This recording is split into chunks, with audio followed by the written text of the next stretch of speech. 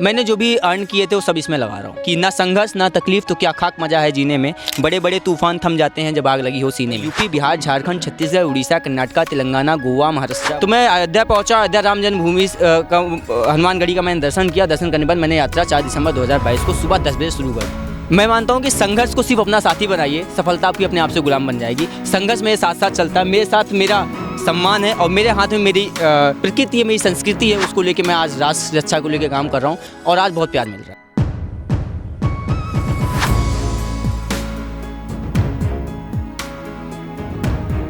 नमस्कार, मैं अंजलि और आप देख रहे हैं द इंडियन स्टोरीज। अभी मैं मौजूद हूँ वाराणसी के 80 घाट पे। आजकल जहाँ पर युवाओं के हाथ में फ़ोन नहीं छूटता, जहाँ पर लोगों को कैमरे से फुर्सत नहीं मिलता, वहाँ पर एक अच्छी खासी नौकरी को छोड़कर एक लड़का हाथ में झंडा और एक साथ में पोस्टर लिए वंदे भारत पद यात्रा 21 राज्यों की पर्यावरण बचाओ राष्ट्र रक्षा यात्रा है। तो अपने बारे में पहले बताइए हमें थोड़ा। Thank you so much ma'am, आपने मुझे मौका दिया। मैं वंदे भारत पद यात्रा की शुरुआत 4 दिसंबर 2022 को करी। इसके पीछे एक बहुत बड़ा रीज़न था वो दिल्ली रहना, क्योंकि मैं दिल्ली जब पिछले 7 साल से रह रहा हूँ, वहाँ पे क्लाइमेट की स्थिति बहुत ख़राब हुआ करती थी।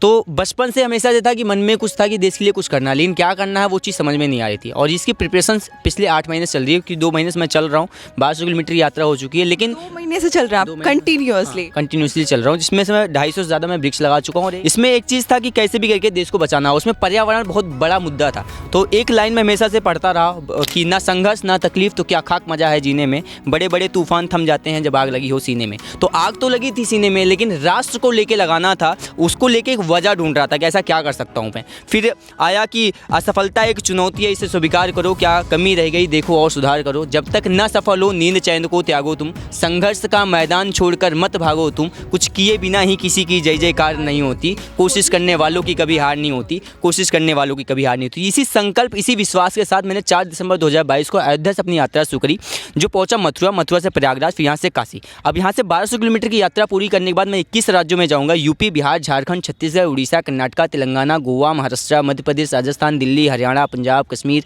हिमाचल प्रदेश, उत्तराखंड, फिर उत्तर प्रदेश आऊँगा 2024 में, जिसमें मैं 10,000 वृक्षारोपण कर रहा हूँ और 10 लाख वृक्ष लगवाने के लिए लोगों से मिल रहा हूँ कि आप 10,000 वृक्ष लगाइए। क्योंकि अगर आपको 5 मिनट भी ज़िंदगी अच्छे से सर्वाइव करनी है तो आपको ऑक्सीजन की जरूरत पड़ेगी, उसके बाद सर्वाइव करनी है तो पानी की जरूरत पड़ेगी, उसके बाद सर्वाइव करनी है तो खाने की जरूरत पड़ेगी। ये तीनों चीज़ मिल के आप जीवित रह गए। तो जीवन में आगे जाने के लिए आपको सही शिक्षा की जरूरत पड़ेगी, जिसकी आज बहुत ज़्यादा जरूरत है। उसको लेके युवाओं को बताया जा रहा है, जो नीचे वाली लेयर है, 10th और 12th वाली जो लेयर है, कि अगर आपको सबसे पहले कुछ बचाना है तो अपनी रियलिस्टिक चीज़ें बचानी है, जो नेचर है। और दूसरा जो सबसे पहले काम करना है वो आपको अपनी एजुकेशन को चेंज करके, रिपोर्ट कार्ड की एजुकेशन ना करी करके, आपको भिखमंगी वाली नौकरी न मांग के, मेरा पढ़ने का एंड गोल क्या नौकरी मांगना, हाँ प्रैक्टिकल नॉलेज उसको अडॉप्ट करने के बाद आप कंट्री को कंट्रीब्यूट करिए, चाहे वो फाइनेंस के लेवल पे हो, चाहे वो फिजिकली लेवल पे हो, चाहे वो क्या बोलते हैं क्रिएटिविटी के लेवल पे हो। हम हर किसी न किसी लेवल पे, जो भी नहीं कि आपको पदयात्रा ही करना पड़ेगा, लेकिन मेरी मजबूरी थी मुझे पदयात्रा करना, क्योंकि एक मिडिल क्लास फैमिली से आप आते हो। एक मिडिल क्लास फैमिली का बच्चे के पास में ना ही कोई सपोर्ट होता है, ना ही कोई क्या बोलते हैं बैकग्राउंड होता है किसी प्रकार का। तो उसको अपनी आवाज़ उठाना है, उसको आगे जाना है, राष्ट्र के लिए कुछ करना है,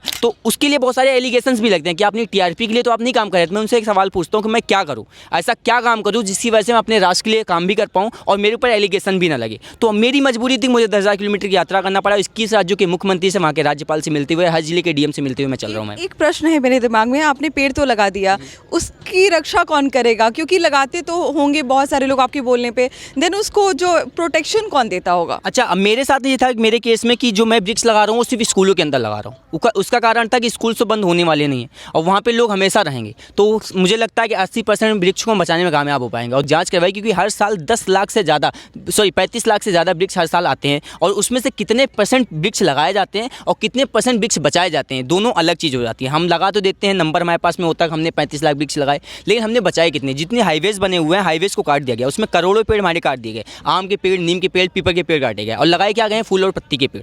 मैं ट्रैवल करके आया हूँ, देख रहा हूँ हाईवेज के ऊपर मैं पैदल चलता हूँ, 15-15, 20-20 किलोमीटर पैदल चलने के बाद वहाँ पे पानी की व्यवस्था नहीं है, पानी नहीं मिल पाता है। तो आज जब ठंडी की मेरी स्थिति ये थी, मैं गर्मी में ट्रैवल करूँगा तो मैं कल्पना करता हूँ कि उस टाइम मेरी क्या स्थिति रहेगी, मैं कितना पानी कैरी करता रहूँगा। तो ऐसी स्थिति है। आज आप कर्नाटका के अंदर पहुँचे, तेलंगाना के अंदर पहुँचे, वहाँ पे पानी की स्थिति बहुत ख़राब है। हर साल वाटर लेवल हमारा 1 फीट नीचे चला जा रहा है और समुद्र तल से जो पानी है वो ऊपर आता चला जा रहा है। ऐसी स्थितियाँ हो चुकी हैं, उसको लेके आज हमें हमारे युवाओं को निकलना पड़ेगा, राष्ट्र निर्माण, राष्ट्र रक्षा के लिए काम करना पड़ेगा। सिर्फ चल छैया पे वीडियो बना के काम नहीं चलेगा। आज जितने हमारे युवा हैं वो लगातार सोशल मीडिया पे एक्टिवली कंटेंट बनाते जा रहे हैं। उनको ये नहीं पता कि वो आज़ाद भारत में रह रहे हैं इसलिए वो नाच पा रहे हैं। कल वो गुलाम हो जाएंगे, उनको नचाया जाएगा तब भी नहीं नाच पाएंगे। तो उनको आज निकलना पड़ेगा और हम जैसे युवाओं को निकलना पड़ेगा। पूरी दुनिया का सबसे बड़ा यूथ पोटेंशियल है हमारे पास, उसके बावजूद भी नॉन एजुकेटेड और अनएम्प्लॉयमेंट यूथ है, अवेयरनेस नहीं है। कारण क्या है? आज हमारे पास में हमारा 35 नंबर का एजुकेशन इंफ्रा, पूरी दुनिया का 35 नंबर का हमारा एजुकेशन इंफ्रा है। किसी भी देश को झुका देने का सामर्थ्य हमारे देश के अंदर है, उसके बावजूद भी हम सर्वाइविंग स्थिति से नीचे हैं। 75% लोग गाँव के अंदर रहते हैं।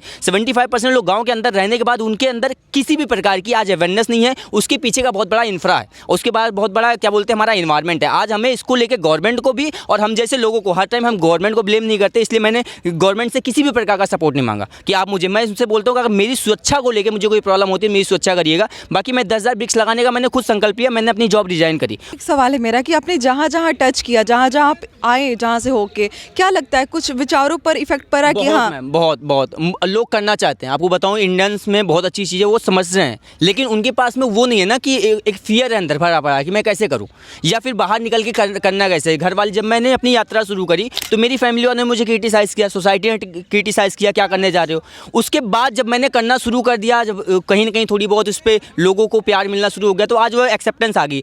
भारत के अंदर क्या था, भारत के जितने भी लोग हैं ना वो रिजल्ट ओरिएंटेड हैं। सबसे पहले उनको रिजल्ट चाहिए होता है, उसके बाद अगर किसी चीज़ में सक्सेस दिख रही है उनको तो उसको सपोर्ट करेंगे, नहीं दिख रही है तो नहीं सपोर्ट करेंगे। मेरी सक्सेस इसमें उनको कोई दिखे नहीं, उनको लग रहा था नौकरी छोड़ के आ गया है, क्या करेगा, पैदल चलेगा, अपने शरीर को ख़त्म कर देगा, इसमें मिलेगा क्या उसको। लेकिन बाद में जब उनको समझ में आया कि सबसे पहले जो जरूरी चीज़ है वो है पैसे से बढ़ के राष्ट्र, और राष्ट्र से बढ़ के आपका जो क्या बोलते हैं सम्मान है राष्ट्र के लिए, वो सबसे जरूरी है। तो उनको कहीं ना कहीं चीज़ जवाब में समझ में आने लगी, जब उनको रिजल्ट दिखने लगा तो आज सपोर्ट भी करने लगे। 90,000 की नौकरी, अच्छी खासी पैकेज छोड़ के कि रिस्क लेना कहाँ दिमाग में आया, क्या क्लिक किया था कि चलो छोड़ते हैं और पर्यावरण के लिए चलते हैं?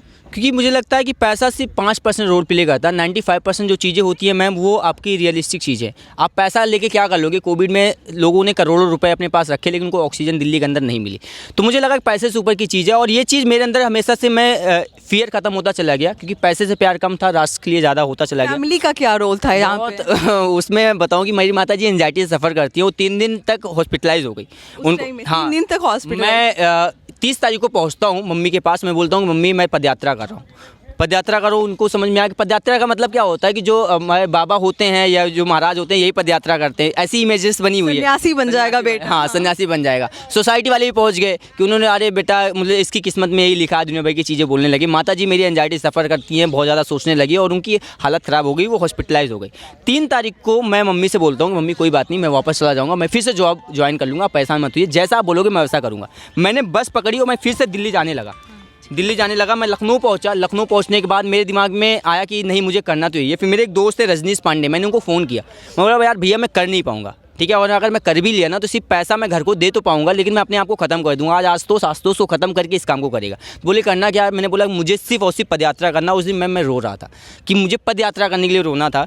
और फिर मैं पहुँचा, बोले कि आप एक काम करो कि आप पहुँचो अयोध्या, आप किसी को मत बताओ, 3 महीने तक हम किसी को बताएंगे नहीं, अपनी यात्रा शुरू कर देते हैं। तो मैं अयोध्या पहुंचा। अयोध्या राम जन्मभूमि का हनुमानगढ़ी का मैंने दर्शन किया। दर्शन करने के बाद मैंने यात्रा 4 दिसंबर 2022 को सुबह 10 बजे शुरू कर दी। मैंने एक वीडियो बनाई कि बाद में अगर मुझे जस्टिफिकेशन देना पड़ा तो किसको मैं दूंगा, तो मैंने एक वीडियो बना के यूट्यूब पर डाल दी। वो वीडियो मेरी माता जी को रिकमेंड हो गई और उसके बाद माता जी तक पहुँच गया वो वीडियो, माता जी के पास पहुँच गई। और वो वीडियो रिकमेंड होने के बाद फिर मेरी मम्मी का, पापा का, मामा का, छोटे भाई का, सबकी कॉल आना शुरू हो गई। मैंने उनसे एक बात बोली कि प्लीज़ मुझे सिर्फ लखनऊ तक चलने दीजिए, और लखनऊ लेकिन आप सब आ जाइएगा। अगर लखनऊ अगर आप आ जाते हैं, उसके बावजूद भी लगता है कि मैं गलत काम कर रहा हूँ, तो जैसा आप बोलोगे वैसा मैं करूँगा, मुझे सिर्फ लखनऊ 120 किलोमीटर चलने दीजिए। पहले दिन का रात का एक्सपीरियंस कैसा था? घर से दूर, पहली बार चलते हुए, पता नहीं कहीं रुकने के लिए, कोई ठहरने के लिए जगह दे या ना दे, क्या हुआ था? पहला रात का एक्सपीरियंस क्या था? वो खतरनाक था। अभी क्या होता है, जैसे मैं चलता हूँ तो मैं नहीं सोचता हूँ मैं कहाँ रुकूंगा, लेकिन पहले दिन का था, पहले दिन आपके अंदर डर था मैं कहाँ रुकूंगा। शाम को 5 बजे आहट भी होती होगी कि कैसे बोले कि आप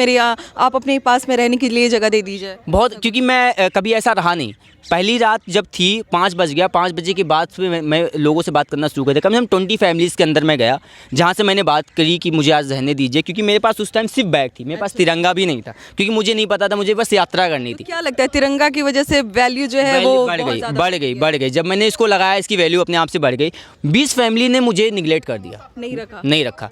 लोगों ने मेरे आधार कार्ड मांगे, कहाँ से हो, क्या कर रहे हो, सही चाहिए। मैंने अपनी जॉब की क्या बोलते हैं ऑफ़र लेटर सब कुछ मैंने उनको दिखाया कि मैं अच्छा काम कर रहा हूँ, मैं इसके लिए निकला हूँ। नहीं रहने दिया। फिर एक मंदिर आई, मंदिर में भी मुझे जगह नहीं मिली उस दिन रहने के लिए। फिर एक माता जी थी क्या बोलते बनाती हैं वो, अयोध्या में ही क्या बोलते हैं हनुमानगढ़ी के नीचे वो बेचती थी। तो मैंने उनसे बोला कि माता जी 8 बज गया था तब तक, मैंने बोला माता जी मैं बहुत थक गया हूँ, मुझे बस सोने दीजिए, कल सुबह 6 बजे मैं चला जाऊँगा।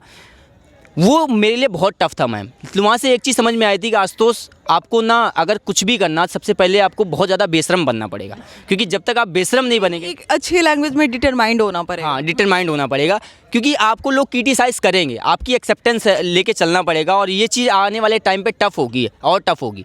तो वो चीज़ समझ में आती चली गई। और वो रात जो मैं फाइनेंशियली बैलेंस कैसे होता है, क्योंकि बेसिक रिक्वायरमेंट्स होते हैं, मोबाइल रिचार्ज हो गया या फिर कुछ खाना हो गया, या फिर क्योंकि आप इतना चल रहे हैं एनर्जी रिक्वायरमेंट बहुत ज़्यादा होगी, तो कैसे मैनेज होता है ये सब कुछ? मैंने जो भी अर्न किए थे वो सब इसमें लगा रहा हूँ सारे। अभी चल रहा है वो अभी वही 2-2.5 चल रहा है महीने से। और मुझे इतना फंड लेके मैं निकला कि मुझे अगर 1.5 साल तक यात्रा करनी पड़े तो मुझे किसी चीज़ की ज़रूरत ना पड़े, कोई सपोर्ट ना करे तो भी। लेकिन मैं आपको एक बात और बताऊँ मैम कि मेरी जेब से सिर्फ और सिर्फ 3,000 रुपये खर्च हुए अभी तक 3,000 रुपये खर्च हुए हैं।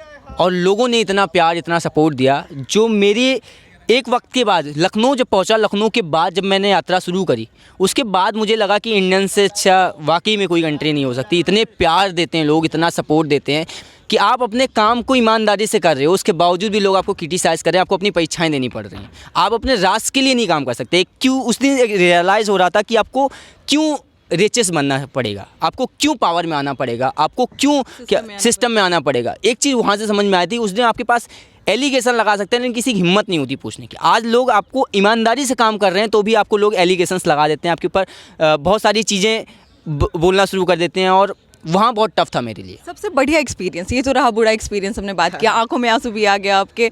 अब बात करते हैं सबसे बढ़िया एक्सपीरियंस इतने टाइम का, लगा हो कि भाई कुछ तो अच्छा हो रहा है मेरे साथ। मेरी मम्मी की आंख में आंसू आना इस काम को लेके, भरोसा हुआ, भरोसा होगा, ज़रूरत से ज़्यादा हो गया। और जब मेरी मम्मी का सब लोगों ने पैर छूना शुरू किया, वो मेरे लिए सबसे प्राउड मोमेंट था। मुझे लगता है कि हर बच्चे को अपने माँ बाप को रुलाना चाहिए, लेकिन खुशी के आंसू रुलाना चाहिए। वो क्रिटिसिज्म से अप्रिशिएशन तक का जो सफ़र है उसको कैसे देखते हैं आप?